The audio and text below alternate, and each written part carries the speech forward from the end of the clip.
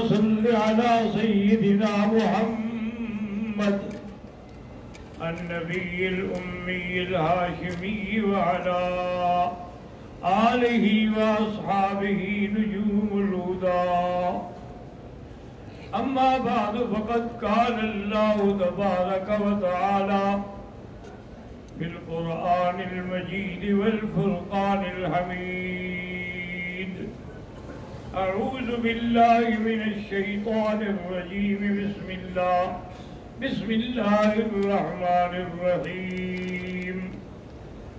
فلا وربك لا يؤمنون حتى يحكموك فيما شجر بينهم ثم لا يجدوا في أنفسهم حرجا مما قضيت ويسلموا تسليما. قال النبي صلى الله عليه وسلم: لو كان بعدي نبي لكان عمر رضي الله تعالى عنه. قال النبي صلى الله عليه وسلم: إن من قبلكم من الأمم الملهمون والمحدثون وفي أمتي عمر رضي الله تعالى عنه وأرضاه. صدق الله العلي العظيم وصدق رسوله النبي الكريم، ونحن على ذلك لمن الشاهدين ومن الشاكرين، والحمد لله رب العالمين. رب اشرح لي صدري ويسر لي أمري واحلل عقدة من لساني يفقهوا قولي. رب زدني علما. برادران اسلام، سابقہ دروس میں سیدنا امیر المومنین عمر بن الخطاب رضی اللہ تعالی عنہ کا ذکر ہو رہا تھا. اب آپ اسی سے اندازہ لگائیں کہ دو دعائیں ہیں، ایک ندائے خلیل ہے اور ایک ندائے حبیب ہے. ندائے خلیل سے مراد یہ ہے کہ حضرت ابراہیم خلیل اللہ نے اللہ سے اس امت کے لیے نبی مانگے تھے کہ ربنا وابعث فیہم رسولا. یہ دعائے خلیل ہے. اور دعائے حبیب یہ ہے کہ اللہ کے نبی حضور صلی اللہ علیہ وسلم نے دعا مانگی کہ اللہم اعز الاسلام بعمرین، بعمر بن ہشام او عمر بن الخطاب. تو ایک ندائے خلیل اور ایک ندائے حبیب اچھی طرح یاد کر لیں. لیکن ندائے خلیل پوری تو ہو گئی، لیکن ہوئی 5000 سال کے بعد. اور ندائے حبیب جو ہے وہ ایک دن کے بعد پوری ہو گئی کہ حضرت عمر رضی اللہ تعالیٰ عنہ اسلام لانے کے لیے دار ارقم آ گئے. حضور پاک کے ہاتھ پہ جب بیعت کی، اسلام لائے، تو خوشی میں حضور نے بھی نعرہ بلند کیا، تمام موجودین نے بھی نعرہ بلند کیا، حتیٰ کہ آواز اللہ کے حرم میں کعبے میں بھی پہنچتی رہی. اور جبریل علیہ السلام بھی اترے. انہوں نے کہا کہ یا محمد صلی اللہ علیہ وسلم استبشر اہل السماء، آسمان والے بھی عمر کے اسلام پہ خوش ہو رہے ہیں اور وہاں وہ خوشیاں منا رہے ہیں. تو اب یہ دونوں جو تھے نا جی، یوں سمجھ لیں کہ حضور نے فرمایا کہ میرے 4 وزیر ہیں. وزیرایا فی السماء جبرائیل و میکائیل و وزیرایا فی الارض ابو بکر و عمر. 4 وزیر ہیں میرے زمین میں، 2 زمین میں اور 2 آسمانوں میں. اب یہ اللہ کی شان ہے کہ حضور کے وزیر بھی 4 اور مشہور کتابیں جو اللہ نے اتاری وہ بھی 4. تورات ہے، انجیل ہے، زبور ہے، اللہ کا قرآن ہے، وہ بھی 4 کتابیں ہیں. اور اسی طرح فقہائے امت جو ہیں وہ بھی 4 ہیں. حضرت امام ابو حنیفہ رحمۃ اللہ علیہ ہیں، امام مالک ہیں، امام شافعی ہیں، امام احمد بن حنبل ہیں، رحمت اللہ علیہم اجمعین، تو وہ بھی 4 ہیں، اور حضور کے خلفائے راشدین جو ہیں وہ بھی 4 ہیں، ابو بکر، عمر، عثمان و علی رضوان اللہ علیہم وعلی آلہ اجمعین۔ تو یہ اللہ کا ایک نظام ہے، اللہ تبارک و تعالیٰ نے اس عدد کے اندر جو ہے کوئی حکمتیں ایسی رکھی ہیں، کیونکہ ہر چیز میں ایک حکمت ہوتی ہے۔ اب دیکھیں نا جی کہ طواف کے 7 چکر ہیں، صفا مروا کے 7 چکر ہیں، 7 آسمان ہیں، 7 زمینیں ہیں، تو یہ 7 کے عدد میں بھی تو کوئی اللہ کی حکمت ہے نا، ورنہ 8 بھی ہو سکتے تھے، 9 بھی ہو سکتے تھے، 10 بھی ہو سکتے تھے، لیکن یہ 7 کا ہونا جو ہے یہ ایک بہت بڑی حکمت ہے، جس کے بارے میں اللہ جانتے ہیں، یا اللہ کے پیغمبر کو اگر انہوں نے مطلع فرمایا ہے تو وہ جانتے ہیں، اور کوئی جانتا تو ضرور اس کو بیان کرتا۔ اور اسی طرح یاد رکھیں کہ جو آیت ہم نے تلاوت کی ہے اس کا شان نزول بھی حضرت عمر ہے، کہ بشر نامی ایک منافق تھا، اس کا ایک یہودی سے تنازع تھا مال کے بارے میں، پیسے کے بارے میں۔ اب یہودی یہ چاہتا تھا کہ فیصلہ کعب بن الاشرف کرے، جو یہودیوں کا بڑا سردار تھا، لیکن بشر نے کہا بھی نہیں، میں اس کے پاس تو نہیں جاتا، وہ تمہاری برادری کا آدمی ہے، فیصلہ کرنا ہے تو پھر ہم حضور کے پاس جاتے ہیں۔ حضور صلی اللہ علیہ وسلم کے پاس آئے، اور آ کر انہوں نے اپنا دعویٰ پیش کیا، بشر نے بھی پیش کیا، اور اس کے بعد یہ ہے کہ اس یہودی نے بھی پیش کیا، کیونکہ حق یہودی کا بنتا تھا، حضور نے اس کے حق پہ فیصلہ کر دیا۔ جب باہر نکلے تو بشر کہنے لگا کہ بھائی میرے خیال میں حضور نے توجہ نہیں فرمائی اور پورا واقعہ نہیں سمجھا، ایسا کرتے ہیں کہ حضرت عمر کے پاس چلتے ہیں، کیونکہ اس کو پتہ تھا نا کہ حضرت عمر جو ہے جلالی بھی ہیں، ان کو یہودیوں سے بہت بھی ہے، تو لازمی بات ہے کہ وہ فیصلہ میرے حق میں کریں۔ جب آئے اور حضرت عمر رضی اللہ تعالیٰ عنہ کو سنایا کہ بھی حضور نے فیصلہ فرما دیا تھا، لیکن یہ آپ کا مسلمان نہیں مانتا، میں تو مان چکا ہوں، یہ کہتا ہے کہ حضرت عمر فیصلہ کرے، فرمایا ٹھیک ہے آپ ٹھہرے، عقدی بینکما، میں تم دونوں کے درمیان فیصلہ کرتا ہوں۔ حضرت عمر اپنے گھر تشریف لے گئے، واپس آئے، تلوار ہاتھ میں تھی کہ منافق کی گردن اڑا دی۔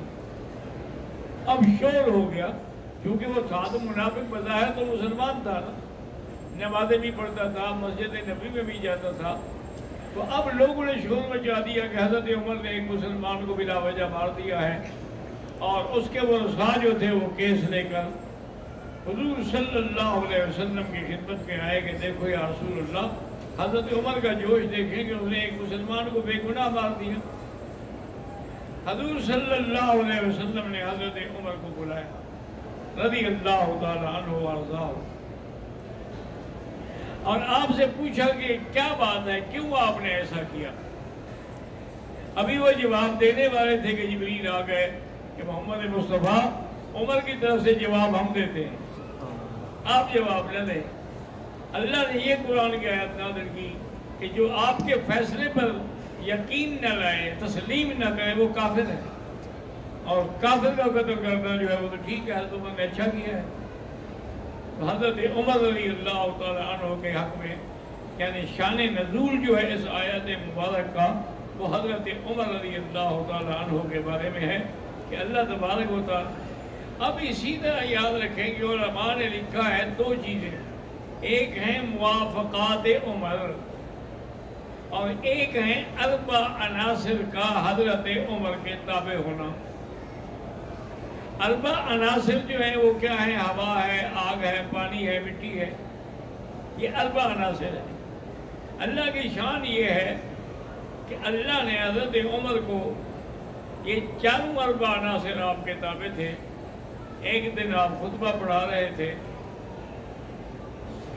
حضرت عمر رضی اللہ تعالیٰ عنہ ممبر رسول پر، اور وہیں سے کھڑے کھڑے بلند آواز میں کہا یا ساریۃ الجبل، یا ساریۃ الجبل، حضرت ساریہ جو تھے وہ مسلمانوں کی فوج لے کر نہاوند میں کفار کے مقابلے پہ جنگ پہ گئے ہوئے تھے، اور نہاوند مدینے سے 1 مہینے کا سفر ہے۔ صحابہ حیران بیٹھے ہوئے ہیں خطبے کے اندر یہ حضرت عمر کا مقابلہ ہے، کیا مطلب ہے؟ جب نماز ہو گئی تو انہوں نے پوچھا، انہوں نے کہا کہ میں جب خطبہ دے رہا تھا تو میرے سامنے میری فوج کا اور ساریہ کا نقشہ آیا کہ حضرت ساریہ کو شکست ہو گئی ہے، تو میں نے ان کو یہیں سے کاشت دیا کہ تم پہاڑ کو اپنے پشت میں رکھو اور پھر کافروں پہ حملہ کرو، تاکہ پہاڑ تمہاری ڈھال بن جائے گا اور تم حملے میں کامیاب ہو جاؤ گے۔ بہرحال اللہ تبارک و تعالیٰ نے مہربانی کی، 1 مہینے کے بعد حضرت ساریہ واپس آئے، سارے صحابہ انتظار میں تھے، پوچھے بھی کیا بات ہے۔ حضرت عمر راستے میں کھڑے رہتے تھے کہ کب آتا ہے ساریہ۔ حضرت ساریہ جب تشریف لائے تو باقی صحابہ بھی اکٹھے ہو گئے، انہوں نے کہا کہ جی جمعہ کا دن تھا، خطبے کا وقت تھا، ہم شکست کھا رہے تھے، حضرت عمر کی آواز آئی تو اس پہ ہم نے عمل کیا اور اللہ نے ہمیں فتح دی ہے۔ اللہ تبارک و تعالی اندازہ کرے کہ ہوا جو ہے وہ بھی اتنی تابع ہے کہ عمر کی آواز کو مدینے سے نہاوند پہنچا دیتی ہے۔ اسی طرح دیکھیں کہ پانی ہے، عمر ابن العاص جب گورنر تھے مصر کے، ان کے پاس مصر والے آئے، انہوں نے کہا کہ حضرت یہاں کی ایک رسم ہے کہ فلاں مہینے کی فلاں تاریخ کو مصر کی ایک کنواری حسین جمیل لڑکی کو زیور پہنا کے کپڑے پہنا کے دریائے نیل کے سپرد کرتے ہیں، تب نیل میں پانی آتا ہے ورنہ پانی نہیں آتا۔ اب بتائیں ہم کیا کریں؟ انہوں نے کہا بھی ٹھہرو، میں کچھ نہیں کر سکتا، میں امیر المومنین کو لکھتا ہوں۔ حضرت عمر بن العاص نے امیر المومنین کو خط لکھا اور تیز رفتار سواروں کے ذریعے ان کو پہنچایا۔ وہ جب آئے حضرت عمر رضی اللہ عنہ نے کہا کہ خط لکھو۔ خط آ گیا، لکھنے والا کاتب آ گیا، انہوں نے کہا لکھو من عبداللہ عمر بن الخطاب خلیفۃ رسول اللہ الی بحر النیل، کہ آپ کو اب اللہ کا بندہ حضرت عمر خط لکھ رہا ہے دریائے نیل کو، ان کو تجری من قبل کا فلا حاجت لنا فیک، اگر تم اپنے منشے سے چلتے ہو تو ہمیں تمہاری کوئی ضرورت نہیں ہے، اور اگر تم اللہ کے حکم سے چلتے ہو تو جاری ہو جاؤ۔ اور خط بند کر کے دے دیا کہ عمر بن العاص سے کہیں کہ کوئی لڑکی شڑکی کی قربانیاں نہ دیں، یہ کافروں کی رسمیں ہیں، ہم نے ان سے نکلنا ہے، یہ خط لے کر دریائے نیل کے وسط میں جا کے رکھ دیں، کیونکہ دریائے نیل خشک پڑا ہوا تھا۔ اب حضرت عمر بن العاص نے اپنے ساتھ چند دوست بھی لیے، مشیر بھی لیے، وزیر بھی لیے، اور جا کے وہ خط جو تھا وہ دریا کے وسط میں رکھا اور واپس آ گئے۔ صبح آپ نے پتہ کیا تو سارے لوگ خوشی سے نعرے لگا رہے تھے کہ حضرت عمر کے خط سے 16 ہاتھ پانی لمبا ہوا ہے، جو پہلے زندگی میں کبھی نہیں ہوا، اور اس کے بعد سے لے کر آج تک دریائے نیل بند نہیں ہوا۔ حضرت عمر کا خط جو ہے وہ ابھی تک اثر کر رہا ہے۔ تو آپ کے جیسے ہوا تابع تھی ایسے آپ کے یعنی دریا بھی تابع، پانی بھی تابع تھا۔ ایک دن حضور بیٹھے ہوئے تھے کہ صحابہ آئے، انہوں نے کہا حضرت بڑی پریشانی کی بات ہے کہ فلاں پہاڑ کے سوراخ سے آگ نکل رہی ہے اور وہ مدینے پاک کی طرف بڑھ رہی ہے، اور آگ پہاڑوں کی آگ آپ جانتے ہیں کہ کتنی تیز ہوتی ہے۔ حضرت عمر نے اپنی چادر اٹھائی، فرمایا میری چادر لے جاؤ اور وہاں جا کے اس میں ڈال دو، اور کہو کہ تمہیں محمد کے غلام نے سلام کہا اور کہا کہ خبردار، حضور کے صحابہ کو تو جہنم کی آگ بھی نہیں لگے گی، تم کہاں سے آ گئی ہو؟ حضور نے فرمایا ہے کہ لا تمس النار من رآنی ومن رآ من رآنی، او کما قال النبی صلی اللہ علیہ وسلم۔ حضور نے فرمایا کہ اس کو آگ چھو کے بھی نہیں گزرے گی جس نے مجھے دیکھا ہے، یعنی صحابہ، یا جس نے صحابہ کو دیکھا ہے، تو تم کیسے آئی ہو؟ جا کے چادر ڈالنے کی دیر تھی کہ آگ بجھ گئی۔ تو حضرت عمر رضی اللہ تعالیٰ عنہ کے یعنی آگ نے بھی آپ کا حکم تسلیم فرمایا۔ اسی طرح آپ ایک دن کھڑے ہیں اور دوئی زمین جو ہے زلزلہ آنے لگا، حضرت عمر نے زبردستی तर्रा मारा अपना, और उसके बाद कहा कि तुम पर अल्लाह के बंदे अब्दुल्ला और उमर ने अदल नहीं किया कि तुम कांप रही हो।